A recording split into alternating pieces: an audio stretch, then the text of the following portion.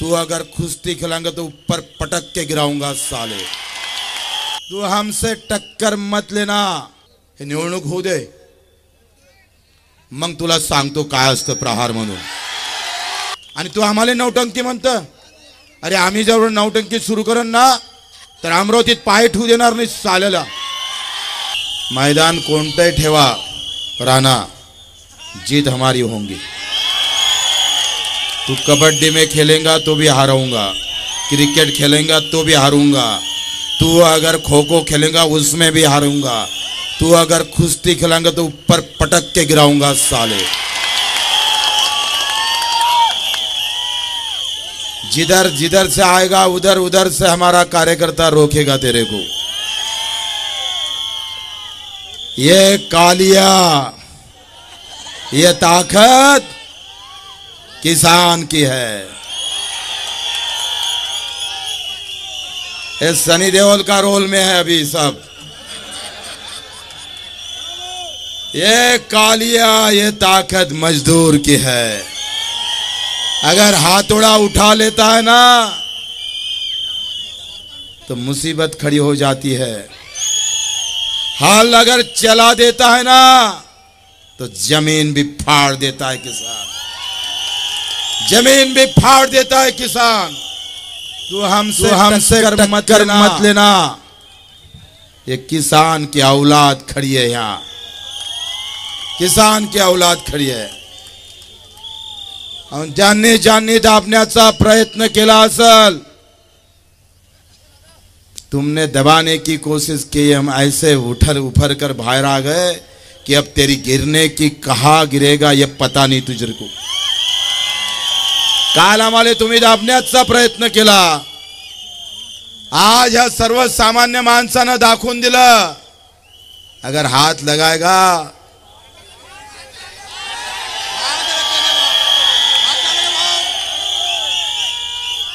बाकी आपने बोल दिया है।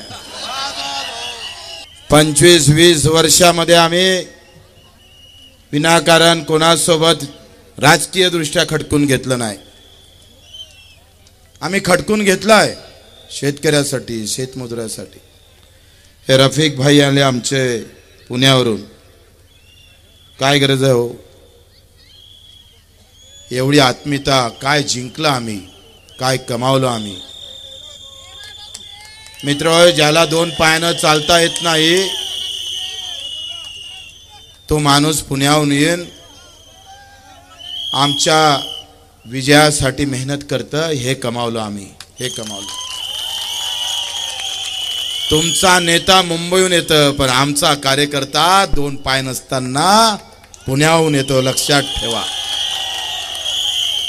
उधर नेताओं की गर्दी है और यहाँ कार्यकर्ताओं की गर्दी है।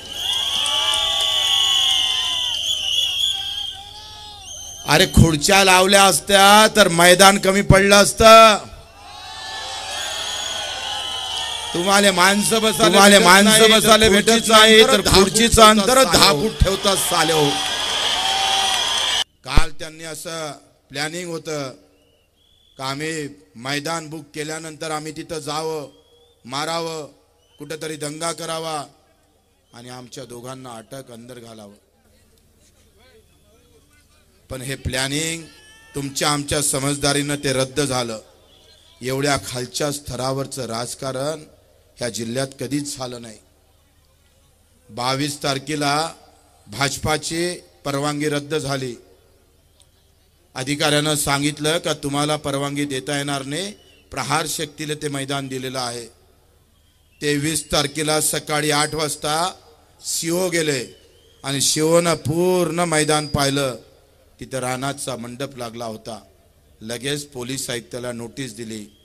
अत्याचार कसा असतं एखाद्या पिक्चर मध्ये सुद्धा अशा पद्धतीने दाखवल्या जात नाही, त्याचा बदला घ्यावा लागतो म्हणून सांगतोय।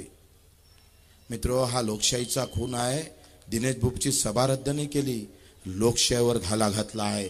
आणि जो भारताच्या लोकशाहीवर घाला घाला त्याला उपळून फेकण्याची ताकद प्रहार मध्ये आहे, लक्षात ठेवा। 23 तारखेला अधिकारी गेला, अधिकाऱ्यानं पोलीस आयुक्ताला पत्र दिलं का तो रानाचा मंडप काढून टाका, कारण प्रहारला 23 आणि 24 मैदान दिलेलं आहे आणि अतिरेकेचा मला वाटते हद ओलांडून टाकली. 23 तारखेला सकाळी मंडप काळा म्हणतं रानाचा आणि 23 तारखेला रात्री 7 वाजता आमची परवानगी नाकारतं आणि ज्याला नाकारली त्या बीजेपीला हे मैदान देतं. मित्र हो, हा इतका लहान विषय नाही आहे, हा एवढा सोपा विषय नाही आहे. अमित शहाना माहित आहे का मला माहित नाही, पण राणा भाजपची संस्कृती विसरून भाजपलाच बेकार करण्याचं काम करत आहे, लक्षात घ्या. या राणामुळे आम्ही पाहतो अवघ्या महाराष्ट्रामध्ये कालचं जे प्रकरण झालं ना, याचे परिणाम पुऱ्या महाराष्ट्रात उमटल्याशिवाय राहणार नाही, लक्षात ठेवा.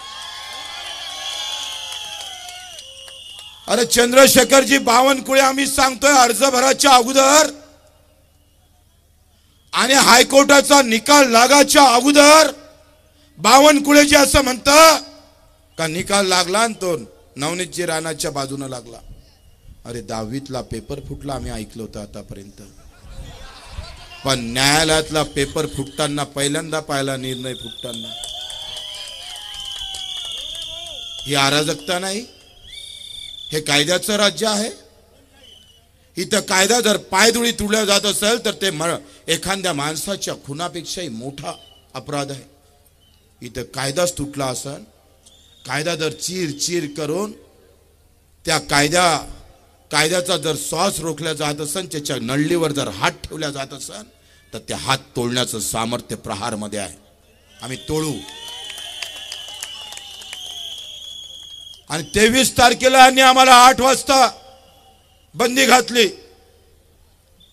सांगितलं का अमित शहाच्या सुरक्षेच्या माध्यमातून आम्हाला हे ग्राउंड तुम्हाला देता येणार नाही. अरे उद्या तुम्ही घरात घुसणार, सभा आहे म्हणून आमच्या. अरे आग आज इथं लागली, उद्या तुमच्या गावात लागू शकतं, लक्षात घ्या. ही लढाई आता दिनेश बुब आणि बच्चू कडू पुरती मर्यादित नाही आहे. एक कायदा तोडणारे लोक आणि एक कायदा पाळणारे लोक, आम्ही कायदा प्रेमी आहे म्हणून एवढ्या ताकदीने इथं आलो आहे, लक्षात घ्या. हे निवडणूक होऊ दे, मग तुला सांगतो काय असतं प्रहार म्हणून.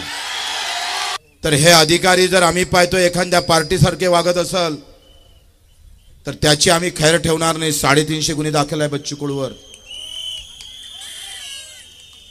ते काही आमच्यासाठी नाही, लोकहितासाठी आहे. आणि मग ह्या लोकहितासाठी आम्ही कधी माघार घेतली नाहीये. आणि तू आम्हाला नौटंकी म्हणतं. अरे आम्ही जर नौटंकी सुरू करून ना तर अमरावतीत पाय ठेवू देणार नाही चालेला. मी भाग्यवान समजतो स्वतःला का एवढ्या ताकदीचा कार्यकर्ता या देशातल्या कोणत्याही नेत्याला भेटला नाही. आणि म्हणून हम आपके लिए मर भी सकते हैं, आपके लिए मर भी सकते हैं और आपके भलाई के लिए और ज्यादा जी भी सकते हैं. मित्र, या निवडणुकीनं पुन्हा कार्यकर्ता जागृत केला आहे, जिवंत ठेवला आहे. हिंदुस्थानाच्या निवडणुकीमध्ये एका इकडे नेत्याच्या भाषणाची गर्दी आहे, दुसऱ्या इकडे माझ्या कार्यकर्त्याची गर्दी आहे. आणि हे खऱ्या अर्थानं वेगळं लक्षण आहे. या म्हणून आपण सर्वांनी एकूण जाताना बरेच लोक आले नाही. काही पोलिसांनी मधात अडवलं कार्यकर्त्याला, येऊ दिलं नाही मुद्दा म्हणून. इकडे रंगबाजी सातत्यानं चालू आहे.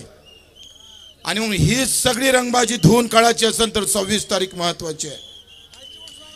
मित्र, आम्ही पाहतोय आता आम्हाला चिठ्ठी आली, अमित शहा यांच्या बॅनरवर अजितदादाचा फोटो गायब आहे.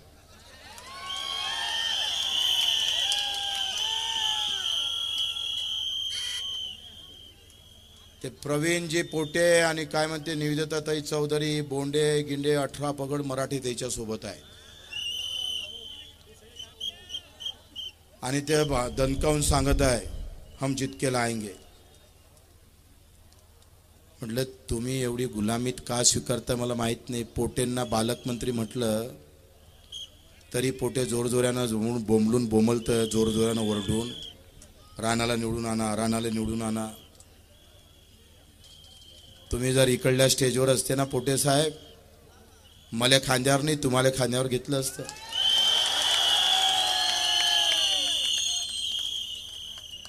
आखरी नावा गावात आणि पदात काहीच नसते.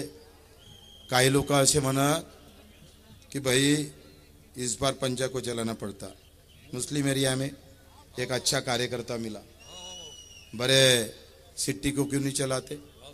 नहीं बोले वो बीजेपी का थोड़ा दिख रहा है. मैंने बोला, वो कार्यकर्ता ने बताया अरे एमआईएम वाले ने प्रवीण पोटे को होट मारे, आधे नगर से थे मुसलमान के, उन्होंने भी बीजेपी के प्रवीण पोटे को होट मारे. नहीं रफीक से रहमान भाई मारे ने, आधे मुस्लिम नगर सेवक ने नहीं मारे क्या अकबर भाई? मारे मारे मारे. तो इतना क्यों डरते हो राणा को? मैं अकेला काफी है ना, डरो मत. आमची लढाई काही राणाच्या विरोधातली नाही आहे. राणा तर एका कोपऱ्यातला असा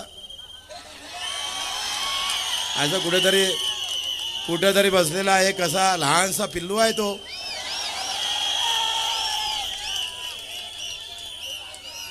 अरे हम चलते तो पूरा महाराष्ट्र हला देते हम. अरे आम्ही मंत्रही नाही घेतलं, मंत्रीपद मंत्रालय निर्माण केलेलं आहे. तू त्या नदीतला पाणी घेणारा एक लोटा है, हमने तो नदी पैदा की है यार. यहाँ तो नदी का निर्माण किया है, मंत्रालय निर्माण किया है. विनाकारण उठला सुटला बच्चू कडू शिवाय तुला दुसरं काही दिसत नाही. जास्त बोलत राहिला तर रात्री स्वप्नात येईन आणि चालला जाशील, काम काही वांदा होऊन जाईल. इतकं कोणाचं नाव घेणं बरोबर नाही आहे.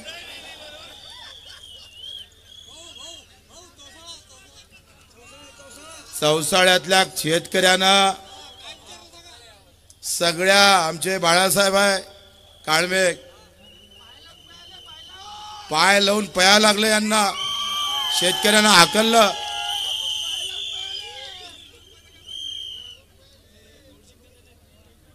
आणि आता शेवटचे 2 दिवस आपल्याकडे आहे. कत्तल की रात है, गेम पलटाने वाली रात है. आणि आपल्या सर्वांना अतिशय जसं दिनेश भाऊनं सांगितलं का कुछ अफवाय आएंगी, पैसा वाटणार आहे. आम्ही उभं होतो त्या वसुताई आमच्याकडे विरोधात उभ्या होत्या, तेव्हा आमच्या कार्यकर्त्यांना एक म्हण काढली होती, आजीचा बटवा खाली करा आणि बच्चू कडूले निवडून आणा. मला तर एवढा आनंद आहे का एवढा पैसा राणाचा बाहेर येऊन राहिला, तो सामान्य लोकात चालला. म्हटलं जमलं बे बाबा, जीत गए आपण. जेवढा बेमानीनं कमावला होता उतना निकाल लो. पैसे गायब आणि खासदार की गायब, दोन आहे.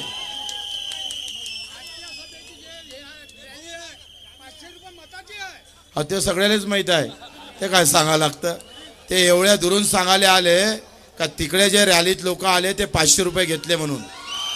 अरे तुम्हाला माहित नाही, हनुमान जयंतीची आता मिरवणूक निघाली आणि प्रॉम्प्लेट मध्ये काय छापलं होतं, मोटरसायकल घेऊन या आणि 1000 रुपये घेऊन जा. जाहीर छापतोय आणि कलेक्टर झोपलाय का तू? काही कारवाई नाही होत. त्या आम्हाला पत्र लिहितं का आचारसंहितेचा कोणताही भंग होऊ नये. आता काय अभंग लिहिला का त्यानं? हनुमानजीच्या रॅलीमध्ये कार्यकर्त्याला 1000 रुपये घेऊन बोलावतोय. अरे राणा, त्याच्यातले पैसे नाही भेटले म्हणते अजून. तुम्ही गेले होते वाटते तिकडे.